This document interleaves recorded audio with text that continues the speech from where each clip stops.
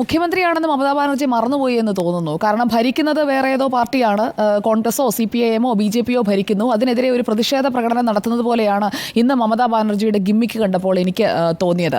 Kolkata RG Kar medical college വേറെ സ്വകാര്യ വ്യക്തിയുടേതൊന്നും അല്ലല്ലോ, സർക്കാരിൻ്റെയാണ്. ഒരു സർക്കാർ സംവിധാനത്തിൽ, അതും എമർജൻസി ഡിപ്പാർട്ട്മെന്റിലെ സെമിനാർ ഹാളിൽ, അവിടെ വെച്ചാണ് ഈ യുവതി പീഡനത്തിനിരയാകുന്നത്. ക്രൂര ബലാത്സംഗത്തിനാണ് ഇരയായത്. അപ്പോൾ ഈ ഓഗസ്റ്റ് 9 പുലർച്ചെ നടന്ന 2:30 വരെ അവർ കൊളീഗ്സിനൊപ്പം ഉണ്ടായിരുന്നു. അതുകൊണ്ട് ഇപ്പോൾ അസ്യൂം ചെയ്യുന്നത് പുലർച്ചെ 3 മണിക്കും 5 മണിക്കും ഇടയിലാണ് ഈ ബലാത്സംഗവും കൊലപാതകവും ഒക്കെ നടന്നതെന്നാണ്. അപ്പോൾ നെഞ്ചുരോഗ വിഭാഗത്തിൽ PG ട്രെയിനിയായ ഈ വനിതാ ഡോക്ടറെ ബലാത്സംഗം ചെയ്ത് കൊന്നതിൽ CBI അന്വേഷണം ഏറ്റെടുത്തതിന് ശേഷം, ആദ്യം ഇത് ആത്മഹത്യയായിരുന്നു കേട്ടോ, അതുകൂടി പറയണം. മമതാ ബാനർജിയുടെ പോലീസും മമതാ ബാനർജിയുടെ ഈ സർക്കാർ ആശുപത്രിയിലെ ബന്ധപ്പെട്ട അധികൃതരും പറഞ്ഞത് ആത്മഹത്യ എന്നാണ്. അങ്ങനെയാണ് കുടുംബത്തെ അറിയിച്ചതും.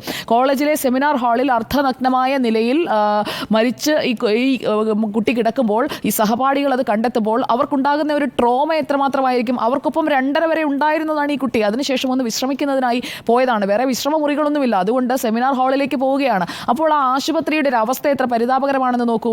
ഈ സുരക്ഷയൊന്നും ഒരുക്കാതെ ഒരു പെൺകുട്ടി ക്രൂരമായി ബലാത്സംഗം ചെയ്ത് കൊല്ലപ്പെട്ടതിന് ശേഷം വന്ന് കാണിക്കുന്ന ഈ ഗിമ്മിക്കുണ്ടല്ലോ, അത് മമതാ ബാനർജി കാണിച്ചത് അങ്ങേയറ്റം വൃത്തികേടായിപ്പോയി. അത് അങ്ങനെ തന്നെ നമ്മൾ പറയണം. ഇതിൽ രാഷ്ട്രീയമോ അല്ലെങ്കിൽ മറ്റേതെങ്കിലും തരത്തിലോ അല്ല നമ്മൾ ഇതിനെ എടുക്കുന്നത്. അത് ഒരു മുഖ്യമന്ത്രി എന്ന നിലയിൽ, അതും ഒരു വനിതാ മുഖ്യമന്ത്രി എന്ന നിലയിൽ, സ്ത്രീകൾക്കെതിരായ അവകാശ പോരാട്ടങ്ങൾ എന്നൊക്കെ പറഞ്ഞ് വാളെടുത്തിറങ്ങുന്ന മമതാ ബാനർജി ഒരു പെൺകുട്ടിയെ കൊന്നതിന് ശേഷമാണ് വന്ന് CBIയോട് പറയുന്നത് വധശിക്ഷ കൊടുക്കണമെന്ന്. അവർക്ക് ജീവന് സുരക്ഷ കൊടുക്കാൻ അവർക്ക് കഴിഞ്ഞോ എന്നൊരു ചോദ്യം അവിടെ നിൽക്കുന്നുണ്ട്.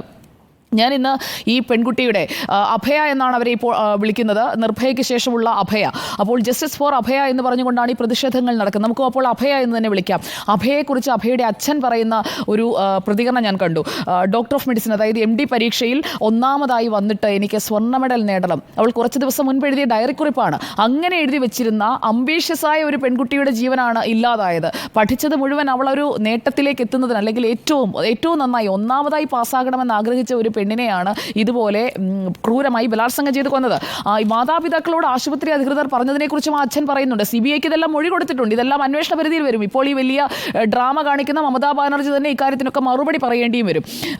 അടുത്ത ഞായറാഴ്ചയ്ക്കകം കുടുംബത്തിന് നീതി കിട്ടണമെന്നൊക്കെ CBIയോട് പറഞ്ഞു കഴിഞ്ഞാൽ നിങ്ങൾ എന്താ ചെയ്തതെന്ന് ഇന്ന് കൊൽക്കത്ത ഹൈക്കോടതി ചോദിച്ചിട്ടുണ്ട്. ഞാൻ അതിലേക്ക് വരാം. ഈ ആർജിക്കർ മെഡിക്കൽ കോളേജിന്റെ മുൻ പ്രിൻസിപ്പൽ അടക്കം എല്ലാവരും, ഇപ്പോൾ പ്രിൻസിപ്പൽ മാറി വന്നിട്ടുണ്ട്, അതുകൊണ്ട് വലിയ പ്രയോജനമുണ്ടെന്നൊന്നും ഞാൻ കരുതുന്നില്ല. എന്തായാലും മുൻ പ്രിൻസിപ്പലിനെ അറസ്റ്റ് ചെയ്യണമെന്നാണ് CPIM ആവശ്യപ്പെടുന്നത്. ഇതിൽ എടുത്തു പറയേണ്ട ഒരു കാര്യം, ഈ സംഭവത്തിൽ ഒരു പ്രതി എന്ന് പറഞ്ഞുകൊണ്ട് കൈ കഴുകാനാണ് ഇപ്പോൾ ശ്രമിച്ചുകൊണ്ടിരിക്കുന്നത്. അതുകൊണ്ട് തന്നെ CBIയുടെ അന്വേഷണത്തിൽ ഒന്നിലേറെ പ്രതികൾ ഉൾപ്പെട്ടിട്ടുണ്ട് എന്നുള്ളത് വ്യക്തമാകുന്ന പോസ്റ്റ്മോർട്ടം റിപ്പോർട്ടടക്കം മുന്നിലുണ്ട്.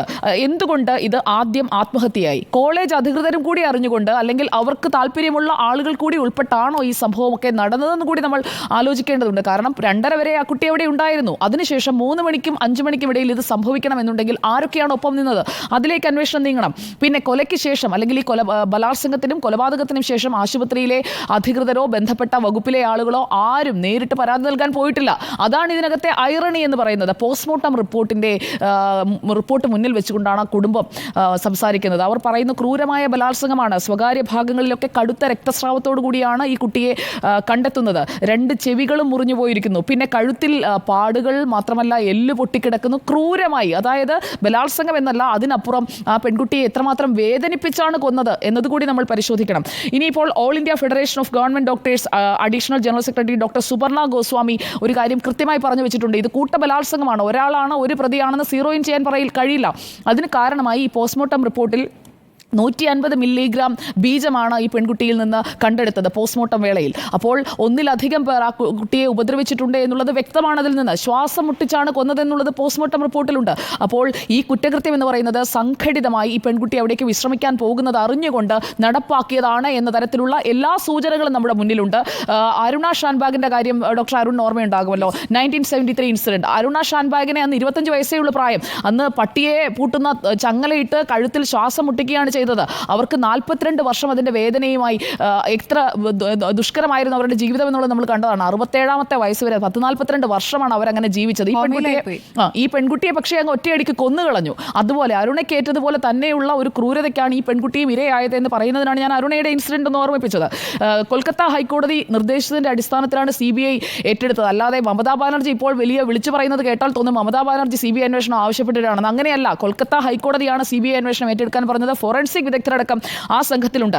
പിന്നെ ഈ കുടുംബത്തിന് നഷ്ടപരിഹാരവുമായിട്ട് അങ്ങോട്ട് ചെന്നു. അപ്പോൾ കുടുംബം നല്ല വൃത്തിയുള്ള ഒരു മറുപടി കൊടുത്തിട്ടുണ്ട്. പണം വേണ്ട, ഞങ്ങൾക്ക് നീതിയാണ് വേണ്ടത്, സർക്കാരിന് നഷ്ടപരിഹാരമൊന്നും വേണ്ട, അത് ഞങ്ങളുടെ മകളോട് കാണിക്കുന്ന ഏറ്റവും വലിയ അനീതിയായിരിക്കുമെന്നാണ് ഈ പെൺകുട്ടിയുടെ അച്ഛനും കുടുംബാംഗങ്ങളും ഒക്കെ പ്രതികരിച്ചത്. നമ്മൾ ഈ ആരോഗ്യ പ്രവർത്തകരെ കുറിച്ച് പറയുമ്പോൾ അവരുടേത് എപ്പോഴും സമൂഹത്തിന് വേണ്ടി സമർപ്പിച്ച ജീവിതമാണ്, അല്ലെങ്കിൽ അങ്ങനത്തെ ഒരു ഡെഡിക്കേറ്റഡായി അവർ ചെയ്യേണ്ട ഒരു ജോലിയാണ് എന്ന് പറയും.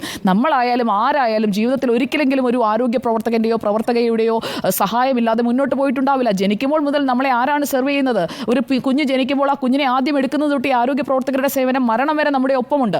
അങ്ങനെയുള്ള അവരെ അരക്ഷിതമായ അക്രമാസക്തമായ ഒരു തൊഴിൽ സാഹചര്യത്തിലാണോ ഇട്ടിരിക്കുന്നത്? അങ്ങനെയാണോ അവർ രാജ്യത്ത് ജോലി ചെയ്യേണ്ടതെന്നുള്ള ഒരു ലാർജർ ക്വസ്റ്റ്യൻ നമ്മുടെ മുന്നിൽ നിൽക്കുന്നുണ്ട്. നമ്മുടെ നാട്ടിൽ തന്നെയല്ലേ കഴിഞ്ഞ വർഷം മെയ്യിൽ കൊട്ടാരക്കര താലൂക്ക് ആശുപത്രിയിൽ ഡോക്ടർ വന്ദനാദാസ് ആക്രമിക്കപ്പെട്ടത്? അപ്പോൾ അന്ന് വന്ദനയുടെ അച്ഛൻ ചോദിച്ച ആ ചോദ്യം ഇവിടെ ഈ അഭയയുടെ കാര്യത്തിൽ നിലനിൽക്കുകയാണ്. അന്ന് വന്ദനയുടെ അച്ഛൻ ചോദിച്ചത് ആതുര സേവനത്തിനായിട്ടാണ് ഞാൻ എൻ്റെ മകളെ അയച്ചത്, ശവപ്പെട്ടിയിലാണോ നിങ്ങൾ തിരിച്ചയക്കുന്നതെന്നാണ്. അതുപോലെ തന്നെയാണ് ഇവിടെയും. ഈ പെൺകുട്ടിയുടെ പഠനം പൂർത്തിയാകാൻ ഇനി അധികം സമയമുണ്ടായിരുന്നില്ല. അതുകൊണ്ട് തന്നെ ഗവർണർ ഇന്ന് ഇക്കാര്യത്തിൽ എന്താണ് ഗവർണർ ചെയ്യാൻ ഉദ്ദേശിക്കുന്നത്, കേന്ദ്രത്തിന് റിപ്പോർട്ട് എങ്ങനെയാണ് കൊടുത്തിരിക്കുന്നത് എന്ന് ചോദിച്ചപ്പോൾ അദ്ദേഹം പറഞ്ഞത് ചങ്ങലയ്ക്ക് ഭ്രാന്ത് പിടിച്ച അവസ്ഥയാണെന്നാണ് മമതാ ബാനർജി ഇന്ന് റാലി നടത്തിക്കൊണ്ടിരിക്കുന്നത് ഗവർണർ പറഞ്ഞത്. അപ്പോൾ അങ്ങനെയുള്ള കാര്യങ്ങൾ കൃത്യമായി തന്നെ മുന്നോട്ട് വരേണ്ടതുണ്ട്. പിന്നെ ഒരു കാര്യം എടുത്തു പറയേണ്ടത്, ഈ പ്രതിഷേധം രാജ്യവ്യാപകമായി തന്നെ നടക്കുന്നുണ്ട്. പ്രതിഷേധത്തിലേക്ക് കേരളവും കടന്നിരിക്കുകയാണ്. ഒപ്പം കേന്ദ്ര ആരോഗ്യ മന്ത്രാലയത്തിന്റെ സർക്കുലറൊക്കെ ഇപ്പോൾ വന്നിട്ടുണ്ട്. ഉടൻ തന്നെ ഇത് ക്രൈം ഉടൻ തന്നെ രജിസ്റ്റർ ചെയ്യാത്തതിലൊക്കെ കൃത്യമായിട്ടുള്ള കാര്യങ്ങൾ പറഞ്ഞുകൊണ്ടുള്ള ഒരു സർക്കുലറും വന്നിട്ടുണ്ട്. അപ്പോൾ സെൻട്രൽ പ്രൊട്ടക്ഷൻ ആക്ട് നടപ്പാക്കണം എന്നുള്ളതാണ് രാജ്യവ്യാപകമായി പ്രതിഷേധിക്കുന്ന ഡോക്ടേഴ്സ് എല്ലാം ആവശ്യപ്പെടുന്നത്. അത് ആരോഗ്യ മന്ത്രാലയത്തെയും അറിയിച്ചിട്ടുണ്ട്. നമ്മുടെ സംസ്ഥാനത്താണെങ്കിൽ MBBS വിദ്യാർത്ഥികളുടെയും ഹൗസ് മാരുടെയും പണിമുടക്കായിരുന്നു. അത് നാളെ രാവിലെ ആകുമ്പോഴേക്കും ജോലി ബഹിഷ്കരണത്തിലേക്ക് പോകും. OP ഉണ്ടാകില്ല. സർക്കാർ ആശുപത്രികളിൽ മാത്രമല്ല, സ്വകാര്യ ആശുപത്രികളിലും മെഡിക്കൽ കോളേജുകളിലും ഒന്നും OP ഉണ്ടാകില്ല. ഇനി ഒരു കാര്യം കൂടി പറഞ്ഞ് ഞാൻ അവസാനിപ്പിക്കാം. കൊൽക്കത്ത ഹൈക്കോടതി പറഞ്ഞ ഒരു കാര്യം ഇതിൽ വളരെ പ്രസക്തമാണ്. നമ്മുടെ ഈ ചോദ്യത്തിനുള്ള മറുപടിയായി ഞാൻ അത് പറയാനാണ് ആഗ്രഹിക്കുന്നത്. ഇത് സർക്കാർ സംവിധാനത്തിന്റെ ഒരു സർക്കാർ ആശുപത്രിയിൽ നടന്ന ഒരു സംഭവം. അതിൽ ആദ്യമെടുത്ത നിഷ്ക്രിയത്വം അടക്കമുള്ള കാര്യങ്ങൾ നമ്മൾ നോക്കുമ്പോൾ ഇത് സമ്പൂർണ്ണമായ ഒരു പരാജയം അത് സ്റ്റേറ്റിനുണ്ടായിട്ടുണ്ട് എന്നത് ക്ലിയർ ആണ്. പിന്നെ അക്രമങ്ങളെ ഭയക്കാതെ ആരോഗ്യ പ്രവർത്തകർക്ക് അവരുടെ ചുമതലകൾ നിർവഹിക്കാൻ കഴിയുന്ന ഒരു അന്തരീക്ഷം സൃഷ്ടിക്കേണ്ടത് മറ്റാരുമല്ല, ഈ പ്രതിഷേധിക്കാൻ നടക്കുന്ന മമതാ ബാനർജിയുടെ സർക്കാരാണ്. അത് ഏത് സംസ്ഥാനത്തായാലും ആ സർക്കാരിൻ്റെ ഒരു ഉത്തരവാദിത്തമുണ്ട്. അപ്പോൾ ഭാവിയിൽ ഇങ്ങനെയുള്ള സംഭവങ്ങൾ ഉണ്ടാകാതിരിക്കാനായിട്ടുള്ള ജാഗ്രതയ്ക്കൊപ്പം തന്നെ ഇപ്പോഴുണ്ടായതിൻ്റെ ഉത്തരവാദിത്തത്തിൽ നിന്ന് ഒഴിഞ്ഞു മാറി CBIയോട് കൽപ്പിക്കാനൊന്നും നിൽക്കേണ്ട. അക്കാര്യത്തിൽ ബുധനാഴ്ച കേസ് പരിഗണിക്കുമ്പോൾ കോടതി കുറച്ചുകൂടി ക്ലിയർ ആയിട്ട് മമതാ ബാനർജിക്ക് പറഞ്ഞു തരും. മമതാ ബാനർജി ഇനി ഇപ്പോൾ എത്ര വെളുപ്പിക്കാൻ നോക്കിയാലും വെളുക്കില്ല, ചെയ്തിരിക്കുന്നത് തെറ്റാണ് എന്നുള്ളത് തന്നെയാണ് എൻ്റെ അഭിപ്രായം. നമ്മുടെ ചോദ്യം മമത പരാജയമോ എന്നാണ്. പരാജയം എന്ന് പറഞ്ഞു കഴിഞ്ഞാൽ ലോക തോൽവിയായിപ്പോയി.